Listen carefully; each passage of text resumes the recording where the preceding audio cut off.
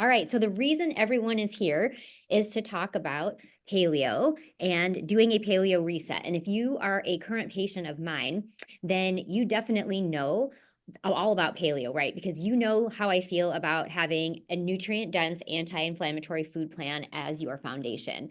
And, tis the season, right? It's the first of the year. So everyone is wanting to get back on track and, not have a lot of holiday eating or, unfortunately, I think a lot of social media outlets always promote things like, juice cleanses and, kind of trendy things like that, which it's not to say that they're bad, but they're not really sustainable, right? Like you're not going to be on a juice cleanse the rest of your life. So I would just rather promote a good, healthy way of eating that is sustainable. So what is paleo and why are we doing paleo to begin with? So why paleo? I already said two of the things. It's anti-inflammatory and it's nutrient dense. It's also mostly made of plants and it is real food, whole foods, and it is sustainable, meaning you will be able to follow a paleo template, and we'll get into exactly what that means in the long run, right? So it's not a quick detox or a cleanse or something that's just super short, because those, to me, those terms imply you're going to be on a diet plan and then when it's over you're quote off your diet plan versus just trying to promote healthy eating year round. Okay, so what are some of the benefits of a paleo food plan? Well, obviously it's just an overall really good healthy plan. Again, because it's real whole foods, it takes away all the processed package items. It takes away the most common food sensitivities.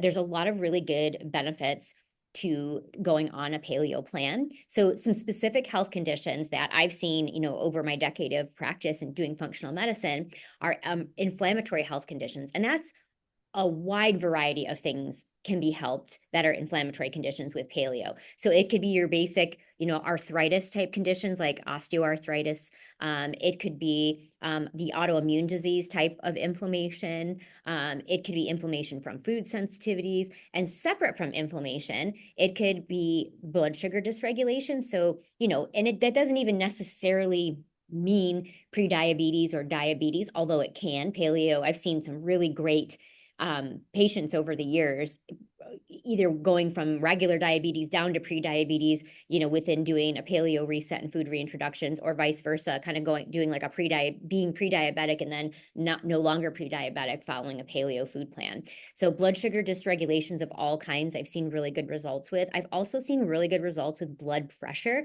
and high cholesterol.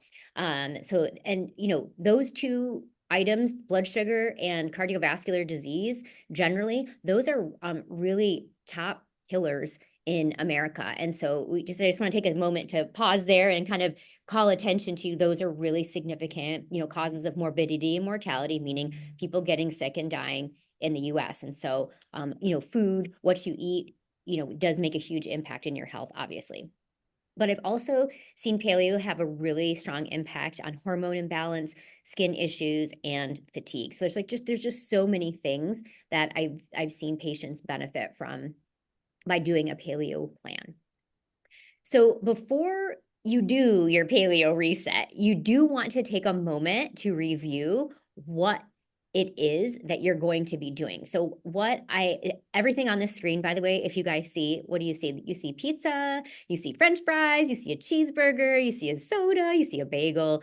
Yeah, none of those are on paleo, obviously.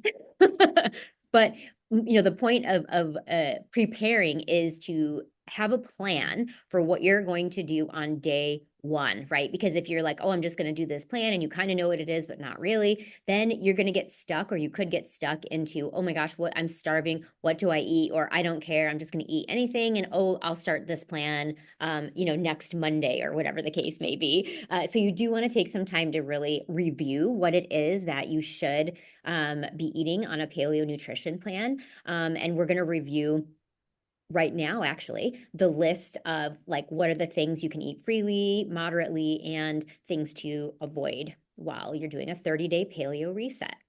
And obviously, if you are switching from what we call the SAD diet, which is the standard American diet, to paleo, I would highly recommend you take a few weeks to start making some changes and ease into paleo that way. So if you, like, for example, if you go from eating everything I just had on the other screen, pizza, burgers, fries, sodas, lots of alcohol, and then you like starkly, change to paleo the next day, it could be quite a process, and your body, can go through a little bit of a detoxification. We call it, some people would call it the keto flu when you're changing from keto, but that phenomenon can actually happen when you're doing any radical diet changes.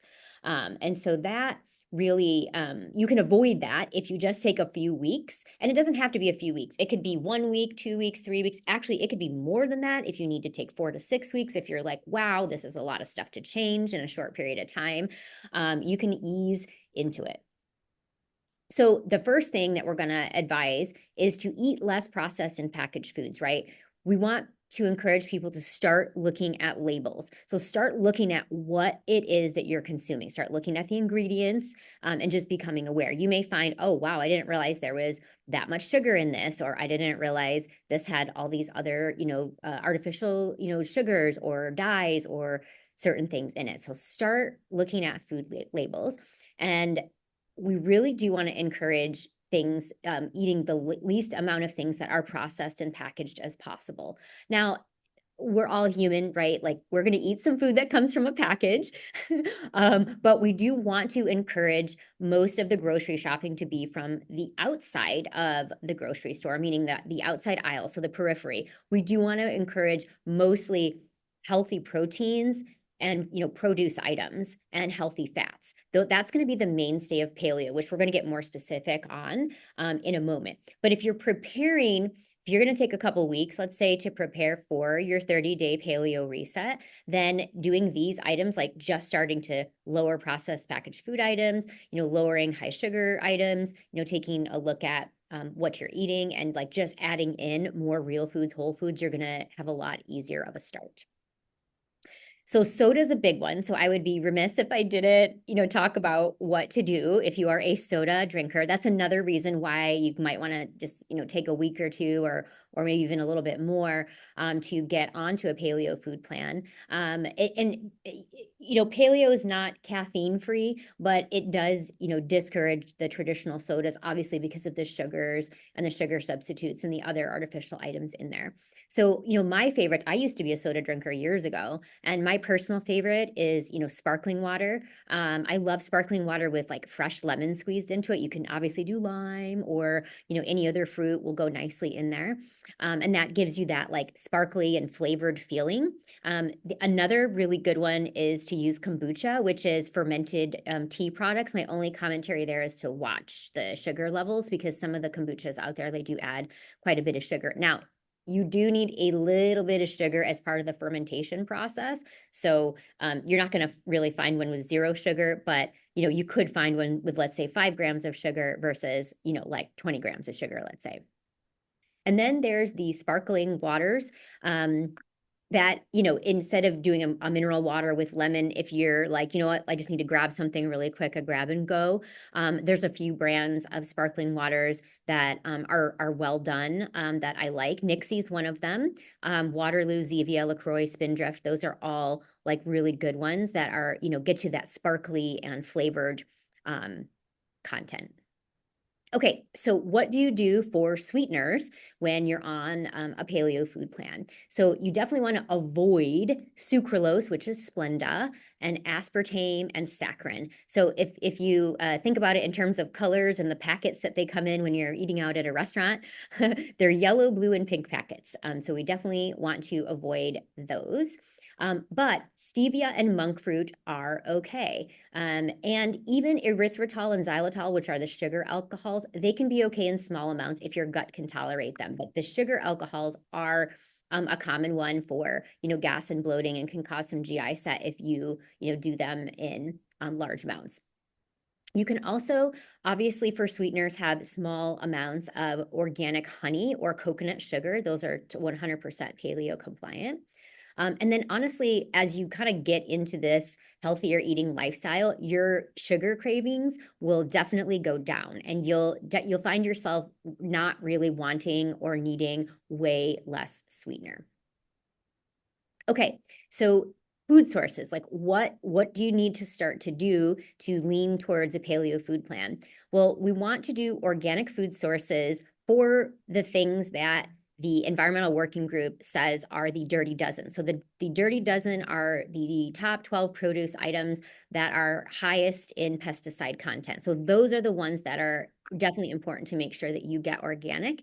The EWG also publishes a list of the clean 15. So that's the top 15 produce items that are not very highly sprayed. And so that means if you need to get it non-organic, you definitely can. And then when it comes to proteins, definitely want them all well sourced. And so, if you're doing beef, that's fine. Organic, grass-fed, and grass-finished. If you're eating chicken, that's fine. Organic, free range, eggs, organic, pasture raised, and so on. Okay, and then, easing into a paleo reset, we're gonna ask people to start increasing more fruit and vegetable intake. And, getting about, starting with like 6 or so servings a day, which would be very good to do during your first week of transitioning, assuming you're gonna do about a 3-week transition. What's a serving? So that's a really good question, right? It's like, well, different vegetables, it's different for, because you can imagine, like, for example, a cup of leafy greens, like just think of spinach or lettuce, right? If you like cooked it down, it's going to wilt down to just about nothing. So if it's raw leafy greens, about 1 cup is a serving, or if it's like a cooked vegetable, like let's say it's cauliflower rice, or broccoli rice. Now you're going to talk about maybe a half a cup of a serving versus like a full cup. And just kind of look at things and estimate in that way. And then as you're adding in more like vegetable and fruit intake, you want to continue to cut down on your sugar intakes, right? So sugar, anything, any dessert item, any snacks. Obviously, we already talked about soda, but any of the, processed packaged things like cereals and, muffins and bars and those kinds of things. We also want to encourage everyone to eat the foods of the color of the rainbow. And I know, like, I'm not asking you to read every little thing that's on this handout. And if you're my patient, you actually have this handout in your patient portal. But I love to show this because it reminds us of, hey, here are all of the foods of the color of the rainbow. And it gives a nice list. And then to the right, it kind of gives you what are some of the health benefits. To zoom in on one of the categories, here's the green, right? It's like, look at this like awesome list of all these green foods. And then the benefits, right? Anti-cancer, anti-inflammatory, brain health, cellular protection, skin health, hormone, cardiac health, liver health. I mean, so many great benefits. You really do want to try to eat the rainbow and get a good food variety in. The next step to try to look at when easing into paleo is eliminating gluten and dairy. But I would definitely caution, because I see this all the time. I know Jackie does too, where someone will go, quote, gluten-free, but they're just eating gluten-free pasta instead of the regular wheat pasta, or they're just eating a gluten-free muffin instead of their regular muffin, and so on and so forth. So they're still eating like a processed packaged item. And that's not one of the goals of paleo. One of the goals of paleo is to get us completely off of these processed packaged items altogether. The next step would be to try to eat all of your meals in about an 8 to 12 hour time window. If you're not doing any type of time restricted feeding, the easiest thing to start is to go for a 12-hour window. So if you're eating breakfast around 7, you want your last bite of food to be by 7 p.m., right? Or earlier. And so this is also really important too for bedtime. I know we talk about in our patient visits, we definitely don't want any food at least 2 hours before bedtime, or an excessive amount of beverage intake, and to about 2 hours before bedtime, so you're not up in the middle of the night going to the bathroom. But the 2-hour no eating before bed is important, because if your body's still digesting, you're probably going to get less good deep sleep. All right, so now officially going paleo. So when you enter the 30-day paleo reset, to just give a background for why 30 days, well, 30 days is kind of key because it takes your body's immune system about 23 days to calm down if it's having an immune system response to a food. So 23 days is the half-life of the immunoglobulins if you are having food sensitivities. And that's part of the magic of doing a 30-day paleo reset is it can help a lot of people determine what some of their food sensitivities are. It's obviously also just a great way to eat, like we've already been talking about. But if you also want to test out, hey, do I have any food sensitivities to these common items? A 30-day paleo reset can really help you. So 30 days gets you past that halfway point to where when you do start reintroducing foods on the back end, you know if it's a problem or not. You will get a symptom, and I'll talk about that in a moment. So what is paleo, right? So what are the things, what are the different categories during a paleo reset? So I'm going to go through the things that we can eat freely, mean go nuts, eat as much of it as you want. There are some things that you want to eat in moderation, meaning you can definitely have them. It's just you don't want to go crazy on them. And then obviously, there's the avoid completely's during the 30-day paleo reset. So eat freely. Look at this list. So the other thing I like to focus on when doing these resets is not, oh my gosh, I can't have XYZ food. It's, hold on, look at this big list of what you can have, right? Look at the list of proteins. Just about everything is on there. So all the different meats and poultries are there. All the organ meats are there. Obviously, we always call out liver as being one of the most nutrient dense foods in existence. And so that would be amazing if you could, get that, get some intake of liver in while on a paleo reset. But obviously also fish. Wild caught salmon is like one of the most common sources for good, fatty fish that have their high omega-3 content in it, but it does not have to be salmon. There's lots of seafood items that you could do on a paleo reset as well. And then eggs, organic and, free range, but pasture raised is a step even better, but not everyone has access to that. And then, of course, vegetables. There's two categories. There's the starchy veggies, which are kind of where you're going to get a decent amount of your carbohydrate content from. So these are things like sweet potatoes and beets and plantains, squashes, things like that. And then there's, of course, the leafy or the non-starchy veggies, which are your leafy greens and, your broccoli, cauliflower, asparagus, pretty much anything else. And then, of course, you can eat fruit as a carbohydrate as well. So literally any fruit goes. I do like to have people kind of lean more towards the berry family just because it's lower glycemic and it's high antioxidant and nutrient content. So things like blueberries, blackberries, raspberries, strawberries are kind of my favorites. And then, of course, we would love to see people add in some fermented foods. I already mentioned kombucha when we were talking about the soda trade out, but, sauerkraut, kimchi, coconut kefir, beet kvass, all these are other, great fermented food items that can be nice for supporting the microbiome. And then, of course, healthy fats, coconut oil, olive oil, beef tallow, duck fat, avocados, nuts and seeds. There's so many, great healthy fat items that you can add in. And, a lot of these things you're going to be using to cook your food. They're not necessarily going to be, separate from your food. And then, of course, there's all kinds of salt and spices that you can use to flavor your foods. And then, obviously, bone broth is always great because it has not just collagen, but it has, glycine in it, which can be really nice and gut supportive as well. So those are all the eat freelies.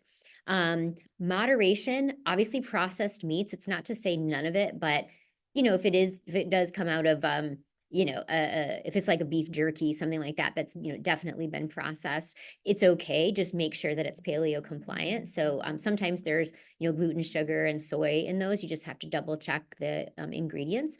And then fruit, like I mentioned in the, eat freely, you can eat the lower glycemic fruits more freely. But if you wanted to eat any other fruit, so, like a banana, an apple, or like a mango or a watermelon and whatnot, you can still have a couple of servings of the higher glycemic fruits also. Nuts and seeds are, great healthy fats, but as probably a lot of us know, especially the nuts can be pretty easy to overeat on. It's easy to just, keep eating out of the bag. And so I would recommend with those that, you kind of just stick to a handful, or you could like measure out an actual serving size, which is about a quarter of a cup for most of those. And then, of course, beverages, coffee, black tea, herbal teas, they're all totally okay. And it's in the moderation because a lot of people do kind of get dependent on their caffeine. I would definitely make sure caffeine intake ends in the early afternoon and limit it to just, 1 cup. I would say 1 to 2 cups of coffee, let's say. And then, of course, dark chocolate is fine. I like to find brands that are ideally organic and they have 70% or higher dark chocolate content. And you can, just have a couple of squares. Or if you're using chocolate chips like you can that are paleo compliant, you can have like a tablespoon or something like that. But just again, like when it comes to chocolate items especially, just make sure you're reading the labels to make sure it's paleo compliant. And then vinegar, apple cider vinegar is great. The unfiltered kind with the mother, because it has the probiotics in it, is beneficial and preferred. But you can use other vinegars in moderation in the reset. So if a recipe calls for like a white vinegar or a red wine vinegar or something like that, that's totally fine. And then the things we are avoiding completely are the grain family, and that's any grain at all. Breads, rices, pastas, cereals, oats, any of the processed packaged items, and even the pseudo grains like quinoa are out during the paleo reset. Now, you might get some of those back when it comes to the reintroduction process, which I'll talk about in a moment. Dairy is out during the paleo reset, and it's all kinds of dairy. Legumes, which are, people you typically think of legumes as beans, but obviously soybeans and any other type of beans, but peanuts are also a legume, so we want to avoid those. We want to avoid during the paleo reset, ideally, if you can avoid any artificial sweetener, that's great. But remember what I said at the beginning, if you do have to have something or it's going to make or break your reset, I'm okay with a stevia or monk fruit option for you.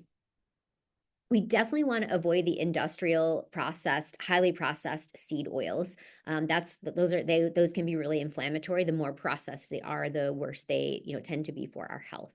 And then, of course, I already mentioned, you're avoiding the processed packaged food items, and you just really do have to look at, sauces and salad dressings, and to make sure that they are paleo compliant. There's some really great brands out there, like Primal Palette and Primal Kitchen that have like, paleo compliant sauces and salad dressings and things, so you don't even have to think about it. And then, of course, we're obviously avoiding soda in all forms, and we are avoiding alcohol in all forms. And if I'm not going to spend too much time on AIP, but because it's totally, it's paleo, but plus, plus, plus. If you have an autoimmune disease, you might benefit from doing an AIP. So paleo AIP is all things we just said paleo, but it takes out all these additional items: eggs, nuts, seeds, coffee, chocolate, and all the nightshades during the 30 days. So if you're eating out, you will definitely want to minimize, trying to eat out. But sometimes there's things, we have to go to while we're on our 30-day paleo reset. That's fine. Just go ahead and look at the menu ahead of time. You might even call and talk to the restaurant and say, hey, like I'm on this special diet plan. Can you do, a piece of, chicken with olive oil? And can I have, steamed, broccoli on the side? You can make something happen pretty much 100% of the time if you plan ahead. So local resources for paleo, for food delivery. So food prep service, meaning from Prep Day Z and from Eat Clean Phoenix, these are local and they deliver to you fully cooked meals. You do not have to cook them. So Prep Day Z is organic and paleo, and they actually have paleo AIP options. As long as you order by Thursday, they will deliver to you on Sunday evening. And then the other one I like to use is Eat Clean Phoenix. Eat Clean is not quote, paleo compliant, as in you will not see them list paleo items. I've ordered from them for a couple years though now, and you will see they are 100% organic and they are 100% no, seed oils, but they're a la carte items. Like for example, like I'll get a 4-pack of wild caught blackened salmon with the roasted Brussels sprouts that are just olive oil, salt and pepper, and a side of their sweet potatoes that are mashed, and like there's literally no other ingredient. Like that's a paleo meal right there. And they have lots of options that you can make that happen. And I already mentioned earlier, Primal Kitchen and Primal Palette for sauces and salad dressings and spices and things that are paleo compliant can be found at most Sprouts and Whole Foods. And honestly, you can order them online too. So at the end of your 30-day paleo reset, all of us are going to have something that we're missing, like, oh, let me see if I can try out this item or that item, like dairy being a common one. So, okay, you want to reintroduce it. You will want to do that one food at a time, meaning one new food. And you want to do not just a tiny bite of it, because it might not be enough to give you a symptom. You want to try to get it in a few times that day. So let's say you're doing, yogurt, have a decent serving of it at breakfast, try to have some more for lunch, try to have a little bit after dinner, and make that the only new thing that you're showing your body for at least 3 days in a row. I like to say 3 to 4 days in most cases. And then you want to scan your body from head to toe to see if there are any symptoms that appear. If it's a gut symptom, we usually are like, oh, duh, okay, well, that caused bloating, or that caused me, to have diarrhea, or I had acid reflux, or whatever the case may be. But it could be something completely non-GI related, right? It could be headaches, it could be rashes, it could be any type of skin condition like eczema or psoriasis. It could be a mood change. So it could be something completely not related to your gut. So at the end of those 3 to 4 days of reintroduction, if you feel just as good as you did before you took that food out, awesome. That's a food you can keep in your diet. Okay, so and then after you do your food reintroductions, you're going to want to, stick with your paleo food plan about 80 to 90% of the time. And again, I like to use a paleo template as a good, healthy eating plan overall, but it's not to say you're staying 100% paleo 100% of the time. We just want to find what works for you. Okay, I'm going to turn it back over to Jackie now. Great. Thank you, Dr. Park. I was very busy in the chat, so hopefully I got everyone's questions. If not, we can address them at the end. But yes, Dr. Park, you set me up perfectly. I think you showed us all what the Paleo Reset is all about. And hopefully my section of this presentation will bring some action steps to everyone's mind. So let me go ahead and share my screen. Share here, present. Do full screen. Okay, can you see my screen? Yes, okay, great. All right, everyone. So this is the Paleo Reset in action. If you don't know me, I'll just go ahead and introduce myself real quick. I am Jackie. I am the clinical nutritionist and health coach at Arizona Wellness Medicine. I'm a certified nutrition specialist and licensed dietitian nutritionist. I've been working with patients for over 3 years now in functional medicine settings. So I'm very familiar with these types of therapeutic diets, working with patients on making them come to life. I live here in Phoenix, obviously. I love trail running, going to the movies, and obviously cooking. So our objectives for the last half of this presentation is kind of going over some of the challenges that you may face as you start your Paleo Reset. I think it's kind of important to step back and recognize where you may need some additional help and planning when it comes to putting this very specific dietary pattern into action. In order to address those challenges, I'm going to present some systems to automate and bring to life to make meal prepping and planning really easy and streamlined for you. I think systems approach is really helpful for kind of nailing down a couple of little things that you can be doing every single day, automating and putting the stress and additional energy burden of doing this paleo reset, lowering that down, okay? Like making this a little bit more easy and streamlined for you. And finally, we're gonna go over like how we may want to individualize these systems based off of your personality, how you kind of approach cooking.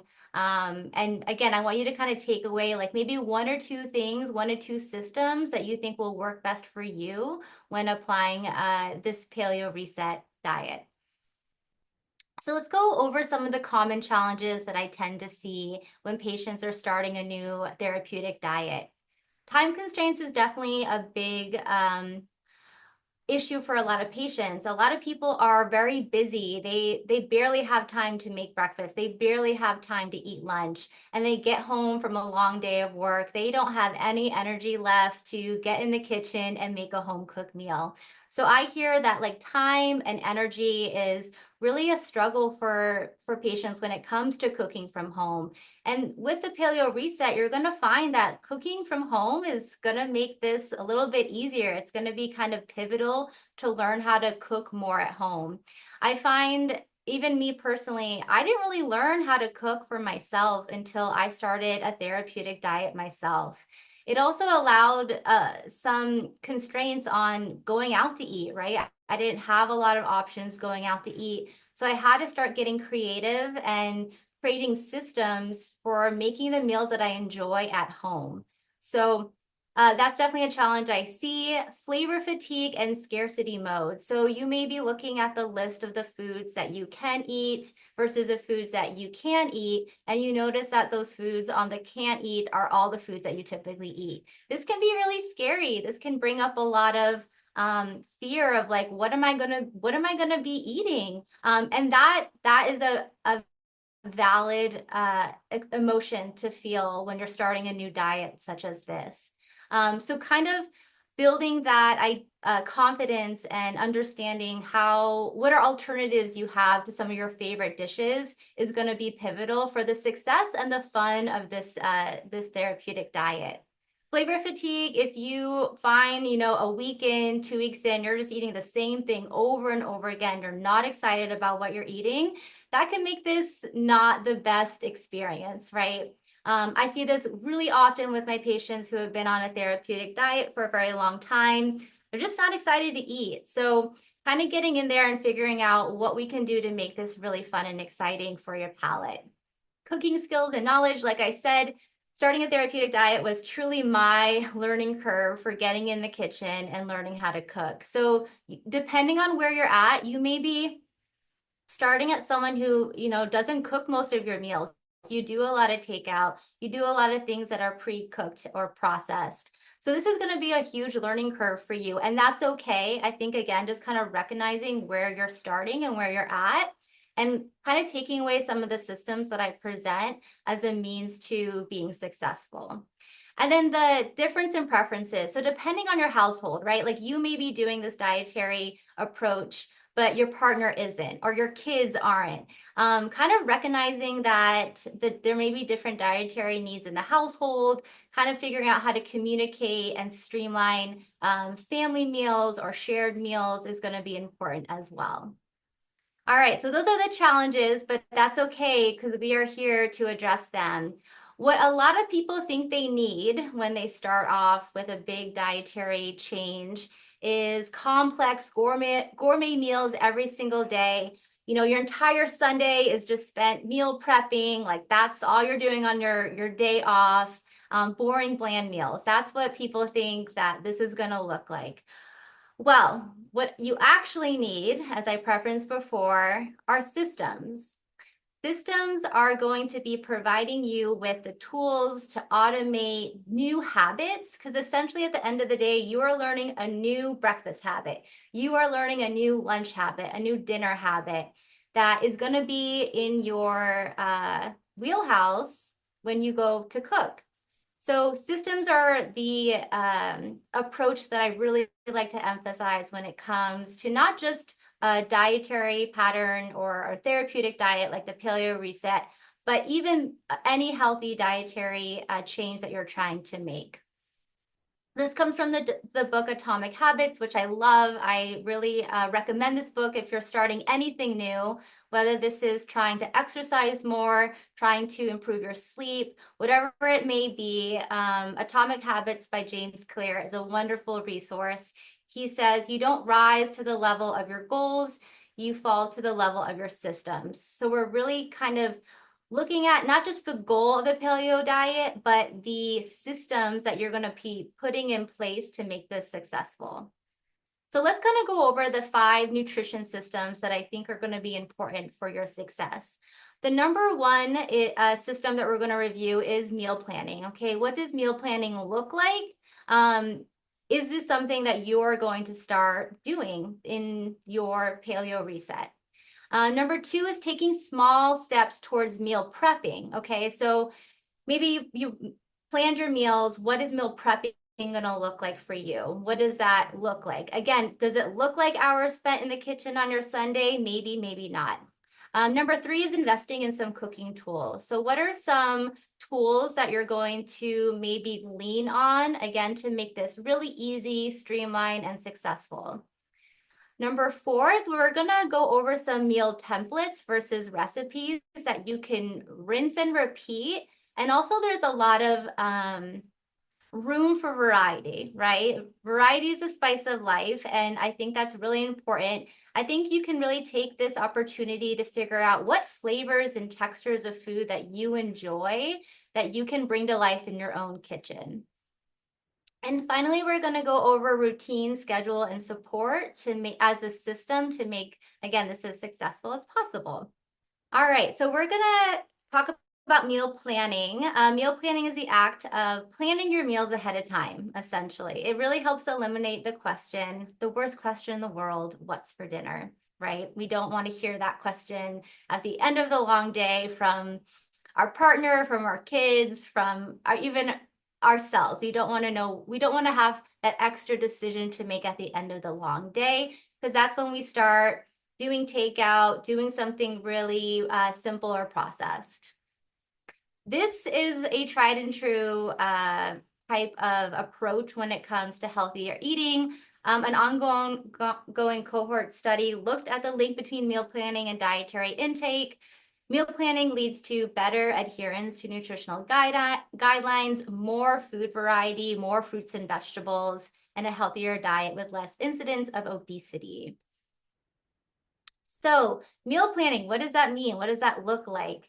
I kind of like to flip the switch. A lot of people will say, go ahead and make a list of all the recipes you want, and then make a grocery list of the foods that are going to make those recipes. I like to start in the kitchen when it comes to meal planning. I think it's important to actually look at what you have already. What do you have in your kitchen? What do you have in your pantry? What vegetables are you trying to get rid of that are about to go bad? What do you already have in your freezer that you can utilize that are on the paleo diet, that it's paleo compliant? Look at those meals, and based off of those foods that you have, think about some recipes and meals that can use those ingredients for your week. Now, you're probably going to be missing some ingredients to make those recipes and meals happen. So your plan is to create a list to go to grocery shopping to supplement and boost up those meals that you are trying to plan with some of the foods that you already have at home. So when you're making these recipes, I recommend like choosing 1 or 2 breakfast items that you can repeat, 3 or 4 dinner meals, and stocking up on staples for lunch, and also utilizing some leftovers for dinner meals as well. A really quick example for what this would look like. Say, again, you're trying to plan for the week and you notice that you still have a bunch of eggs left from the week before. You think, okay, I have eggs, so maybe I can meal prep a frittata for the week, right? Easy way to kind of use up these eggs, meal prep a breakfast for easy, quick breakfast. So in order to make a frittata, you kind of make your grocery list and you realize, okay, I found a recipe, but I need spinach, mushrooms, and tomatoes to make this frittata happen. That way you kind of start with what you already have at home and then kind of supplement your grocery list with foods and items that you need to make your meal plan happen for the week. I find this really helpful for reducing food waste. I find this really helpful when I'm trying to just like kind of begin with meal planning for the week and I have no idea where to start. So I honestly just start with what I have. And I always, tend to overbuy if I don't have any type of plan. So those overbought items are typically in my kitchen, in my refrigerator, in my pantry. So I'm trying to get rid of them anyways. Baby steps towards meal prep. Again, I think meal prepping can look like a lot of different things for a lot of different people. For example, sometimes for me, my Monday nights end up being my meal prep night. I'm tending to over make a lot of the proteins and the produce and the things that I'm kind of planning for the week Monday night versus spending all my day Saturday or Sunday meal prepping. Another opportunity for meal prepping is right when you get home from the grocery store. For example, one of my favorite meal prep hacks is to parboil some of my sweet potatoes. So I actually throw them in boiling water and get them cooking so that when I'm ready to use them, the roasting time or the cooking time is cut in half. So as I'm putting my groceries away, I'm starting to just do a couple of little things here and there to meal prep for the week. But I'm not necessarily making entire meals for the week that I'm just eating on repeat and repeat. So a couple of different meal prepping systems that I think are really helpful for this, and again, is going to help with reducing that flavor fatigue, is kind of looking at prepping your protein, prepping your vegetables, maybe prepping some sauces, right? Some things that's going to be tying together your meals and giving some more flavor. And then maybe some specific meals are going to be easier to prep in advance. Prepping your protein can look like shredded chicken. It could look like buying a rotisserie chicken and shredding all that meat. Super easy, takes 5 minutes to do. Hard-boiled eggs, maybe marinating some of your meats ahead of time because you know that's gonna really improve the taste and the experience of the protein that you're consuming, like marinated salmon. Prepping your vegetables. Like I said, I love parboiling my sweet potatoes, steaming your broccoli ahead of time, pre-cutting things like onions and carrots, cabbage, whatever it may be, based off of the plan that you've decided for the week. Some sauces, again, like you can kind of look at what you have. Do you have some avocados that are about to go bad? Blend that up into a nice salad dressing and sauce for your meals. Again, too, like this is a good way for you to start experimenting. And I have some blogs I think do a great job with the sauces as well. Herbs, citrus, fat, all of that can be done to make your own homemade sauces. And then maybe you are meal prepping some specific meals to make your week go quite smoothly. Maybe that's a chia seed pudding. Maybe that's an egg bite, a frittata. Maybe you're meal prepping some cauliflower rice ahead of time. So those are some meal prepping systems. I'm not saying you have to do all of this. I'm saying I really want you to kind of just pick and choose a couple of things that you think you already can do, or maybe you can improve. I want to just talk a little bit about the spectrum of the home cook. I think a lot of us, there is the everything coming from scratch, everything's homemade and perfect. And then we have the processed food, the takeout, the things that are coming out of a box. I usually end up somewhere between semi-prepped as a busy individual, and I'm sure you will appreciate this as well, because I know we're all very busy and time constraints can be a challenge. When you're grocery shopping, look for items that are going to help cut corners that kind of land you in the semi-prepped spectrum of home cooked. This could be like organic, frozen fruit and vegetables. Whole Foods has some really great mixes, all cooked with olive oil in the frozen section of a variety of vegetables. This could look like organic, minimal ingredient turkey burgers, the Primal Kitchen sauces, as Dr. Park mentioned, and protein sources that, again, are going to be quick and easy. You don't have to do any prep, like canned mackerel is one of my favorites.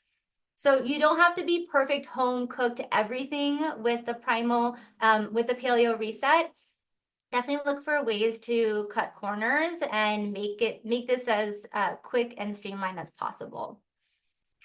So some of the templates that I want to go over today versus specific recipes. Number one, if all else fails, go with protein and produce. That's kind of my default template. What's my protein? What's my produce? What veggies? What veggies and protein is going to be on my plate? That's all really that I'm looking for, and that is like the perfect paleo reset template. One pan stir fries are a great template as well. Soups and stews, smoothies, egg-based meals, and my favorite sheet pan meals as well. So protein and produce, again, this can look like a lot of different ways. This could have a Mediterranean flair. This could have a Mexican flair. All my pictures here have the description of where I got the recipe, so you can look it up if you like. This is a Paleo Mexican chicken salad by Amazing Paleo. Again, like this could look like a lot of different things. This could look really simple. This could look really, different. It's just kind of up to you. But again, if all else fails, look for protein and produce as your template. Stir fries are great. This is a paleo chicken stir fry from Primal Gourmet. Again, think about the foods that you really enjoy. Do you really like Asian cuisine and flavors? Is that something that you do take out a lot? Is that something that you can figure out how to make at home so it can be, a little bit healthier, a little bit more fine-tuned? Really kind of think about the meals that you enjoy. Soups and stews, this is a great time of year to kind of lean on this template. Nom Nom Paleo is definitely one of my favorite paleo blogs. She has a fantastic beef stew, a non-bean chili. This is a Greek soup that I learned a couple of years ago. And again, this has just been one of those recipes that I just throw on repeat. I know it's something that I'm going to crave on the winter side of things. It's kind of like a lemon egg drop Greek soup.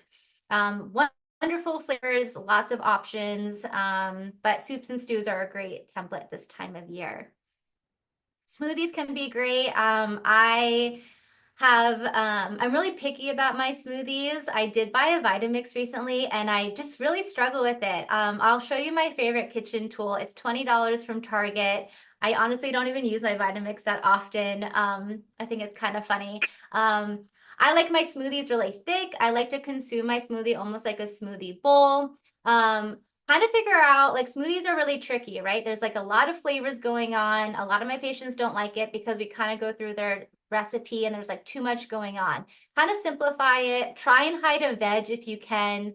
I always hide some frozen cauliflower in my berry smoothies. That's really easy. For the green smoothies, that's a really easy one to hide. Obviously, lots of greens, kale, spinach, things like that, with some pineapple or mango. Egg-based meals are pretty easy to do for either breakfast or lunch. I gave the frittata idea already. That is something I'll also, to kind of flip that, if I have some veggies that are about to go bad, I will just saute them and kind of bake them as a frittata again at the end of the week. Sweet potato, pepper, kale hash. Primal Gourmet is another blog that I love. No Crumbs Left is another blog that I love. Or something like this. It's not really traditional, right? Like, this isn't your oatmeal. This isn't your just like eggs and bacon. This is like an egg veggie bowl, but that doesn't mean that can't be breakfast. You may have to start thinking about breakfast in a different way. And then lastly, sheet pan meals. Sheet pan meals is essentially all your protein and produce cooked together with a specific spice blend, all in one pan. We love that. We love a one pan meal. Again, this can look like a lot of different cuisines. The one all the way to the left is a sheet pan Asian salmon and vegetable situation. The one in the middle is a Spanish chicken sweet potato meal. And then we have a tandoori chicken as well. Sheet pan meals can be versatile. I also find my husband never messes them up. So that's a great one to kind of teach those around you about like a sheet pan meal. Investing in kitchen tools. This is one that I think if you're newer to cooking, maybe start with one new kitchen tool just to like help you out a little bit. The Instant Pot is one that I probably use almost every other day. I use it a lot for my soups and stews. I use it a lot for cooking protein. I hear this a lot where People aren't very confident with cooking chicken really well, or they're not really confident with cooking steak. They don't really know, like, how to make it taste good. They buy it, they cook it, they don't like the way it tastes. You can throw a lot of things in an Instant Pot and kind of just fingers crossed, and like usually it comes out like 9 out of 10, it comes out really good. So my Instant Pot has been a huge lifesaver for me. I also find it as a time saver because it's also a slow cooker. You can set a lot of things up and like leave the house and it'll be done ready for you. Instant Pot's great. Look for a stainless steel one if you can, just because of the plastics and the heat. I don't have one yet, but my patients love it. I'm dying to like air fry some salmon. That seems to be like the best one. But again, kind of going back to my like parboiled sweet potatoes. I mean, to get those already kind of cooked and ready to go, they would probably only need like a minute in the air fryer and they would be ready. This is the Ninja Express Chop, and it's literally $25 from Target. I use this to make my smoothies so I don't have to add a lot of liquid and they can be really thick. I also use this to make salad dressings. I'll use it to chop up onions really quickly. It's honestly like my favorite kitchen tool. Um, so yeah, definitely look into kitchen tools that'll make this whole process fun. Another thing to kind of look at is your organization of your kitchen. I definitely like to every few weeks kind of just like clean my refrigerator, organize everything so it's looking presentable and everything that I'm trying to cook with is front and center. Storage containers can really make a difference as well. Again, referring to my husband, we got him this really cool like lunch box, like it's a cool adult lunch box, and he like will take his lunch every day because he has this cool lunch box. So little things like that, little touches that are going to make it cooking in your kitchen a little bit more enjoyable. Lastly, routine, schedule, and support. Communication is key in the household. This was a huge game changer for me, was buying a calendar. Again, meal prep doesn't need, and planning doesn't need to look super complicated. It could look like buying all the ingredients, prepping a couple of things, and sitting down with your partner or your family and just saying, okay, we're having this soup for dinner on Monday. We're having this sheet pan for dinner on Tuesday. That way, everyone's on the same page, no matter what time of day is. Maybe someone can get things started. Maybe someone can prep a couple of items. But again, we really don't want to hear that question, what's for dinner? We kind of want to get that figured out ahead of time. And sometimes that's all the planning that you need to make this really easy and less stressful. Dr. Park already mentioned some meal delivery services. Maybe there's a meal that you're like skipping over and over again, or you're just like question mark every single day. Invest in a meal prep service for that meal in particular. Maybe you get some ideas from that meal prep service and you can repeat it yourself once you get the hang of it, or you're like, learning a little bit more about what they do. And lastly, we're going to go over matching prep to your personality. I think this is kind of fun because everyone's a little bit different. I definitely kind of take meal prepping differently than other people, based off of working from home, based off of my experience and personality.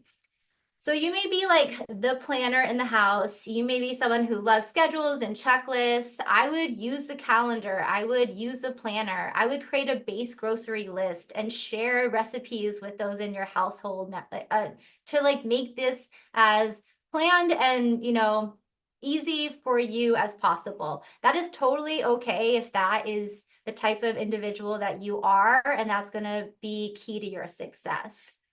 You may be more on the creative side. You may be more someone who thrives on flexibility, last minute decisions. I think this person would be really good at the show Chopped, where they just get a bunch of ingredients and they know what to make.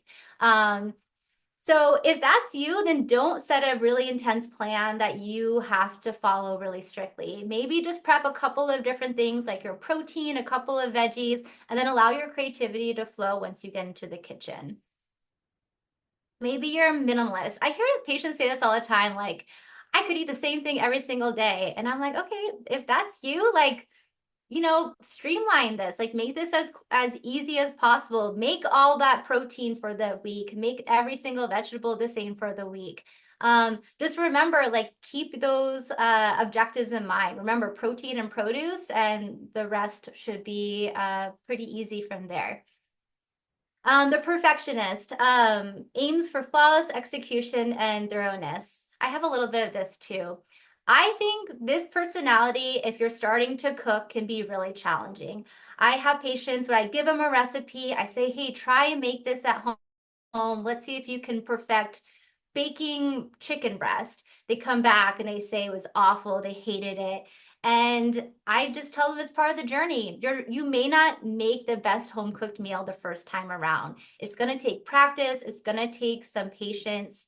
So set realistic expectations that this is going to be a journey. But honestly, what you learn in the Paleo Reset, you're going to take with you for the rest of your life.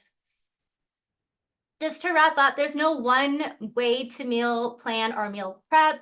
Choose one or two key systems to automate based off of your personality. Have fun with the process. We really want to enjoy your food. It actually helps us gain the benefits from our food when we can enjoy it. And this is a lifelong journey. Just think 1% better every day. Again, my favorite blogs, Nom Nom Paleo, No Crumbs Left, and Primal Gourmet are like my three favorites. Thank you so much. If you're interested in working with me and maybe getting a personalized plan, I do offer nutrition packages at Arizona Wellness. Awesome. Okay, well, thank you, Jackie. That was great. So hopefully this presentation, you guys, you got the nuts and bolts of what to do for paleo, how to prepare for it, and then a lot from Jackie about how to actually make it happen. So it's one thing to have the knowledge. I think a lot of our patients have the knowledge, from working with us as practitioners, but it's another thing to actually, put it into place. So, and you guys, that's why Jackie is in the practice. That's why she exists. She functions as both a health coach and as she already mentioned, she's a, certified clinical nutritionist as well. So she can really get into the trees of getting really specific with nutrition plans. If you need macros, you're having difficulty losing weight or gaining muscle, or you've got, you got to combine paleo AIP and low FODMAP at the same time, and so on and so forth. She really can get in there with you and figure it out, as a on a one-to-one level. So if you're interested in that service with Jackie at all, obviously just call the office. If you're a patient, you know how to get a hold of us. But if you're not, the office phone number is 602-892-4727. You can also go to our website, azwellmed.com, and there's a contact page there for us too. And yes, Jen, we are recording this, and there will be a link so that we'll be able to send it out so you can listen to the recording again. Okay. All right, you guys. Well, thank you so much for your time today. Enjoy the rest of your day. Thank you, Bye. everyone. Bye.